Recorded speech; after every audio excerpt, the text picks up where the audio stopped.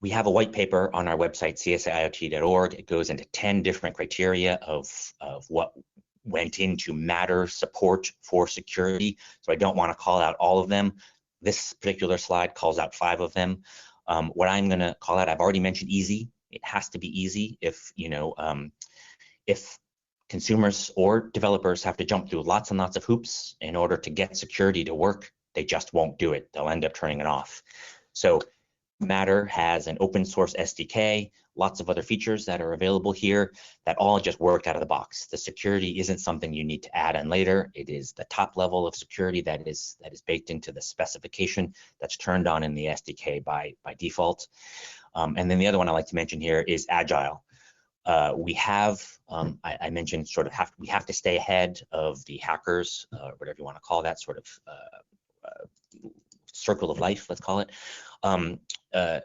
And so what we do is we have a very large threat model team and a very large security incident response team that are available to make sure that we're staying ahead of this. And if they do recognize some type of a threat, we are very quickly can go into our SDK and change something over if our curves aren't quite right or our encryption isn't quite right for whatever's happening in the world.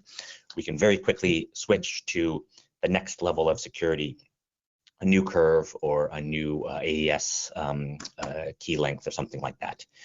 And then one more thing on security, relatively recently, about 2 months ago, NIST released 8425, NIST 8425, that listed out a number of other requirements for security products.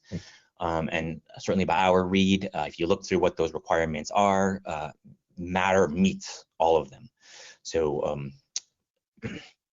I think that's another sort of key specification here that, I'm sorry, not specification, but security definition that looks really good for Matter, and we'll see how that goes. The one I do want to call out here is software update.